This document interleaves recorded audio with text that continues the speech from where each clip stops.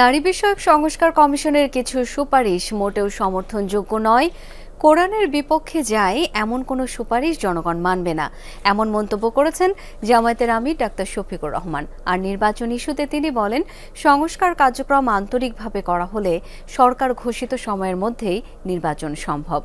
দলের আমির সম্মেলনে তিনি জাতিকে দল ও ধর্মের ভিত্তিতে বিভক্ত না করার আহ্বানও জানান।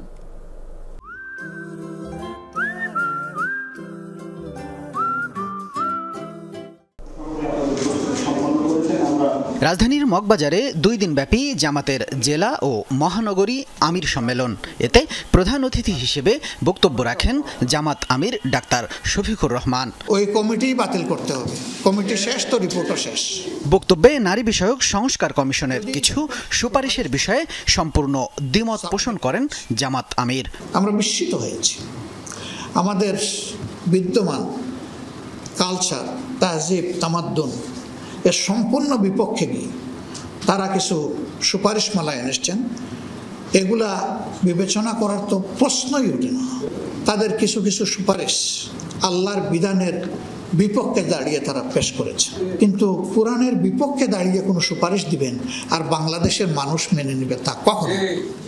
ডাক্তার শফিকুর রহমান নির্বাচন ইস্যুতে এ সময় বলেন, সুষ্ঠু নির্বাচনের অপেক্ষায় গোটা জাতি, তাই জানুয়ারি ফেব্রুয়ারির মধ্যেই সেটা করা উচিত। যদি অংশীজনেরা সবাই সেরকম সহযোগিতা করে, আমরা মনে করি সরকারের ঘোষিত সময়ের ভিতরে সংস্কার সাধন করে নির্বাচন সম্ভব। এর জন্য 2টি সময়কে আমরা উপযুক্ত মনে করি। একটি হচ্ছে ফেব্রুয়ারি মাস সোজা শুরু হওয়ার আগে, আরেকটি হচ্ছে যদি কোনো কারণে এই সময়ের ভিতরে সংস্কারগুলো এবং বিচারের দৃশ্যমান প্রক্রিয়া জনমনে আস্থা সৃষ্টির পর্যায়ে না আসে, তাহলে ম্যাক্সিমাম এপ্রিল পার হওয়া উচিত নয়। জামাত আমির বলেন, প্রায় 16 বছরের হত্যা, গুম, লুটপাট ও দুর্নীতির দৃষ্টান্তমূলক বিচার না হলে পুরনো সংস্কৃতিই থেকে যাবে। আমরা সংখ্যালঘু সংখ্যাগুরু এই তথ্যে বিশ্বাসী না। শামীম রেজা, যমুনা নিউজ, ঢাকা।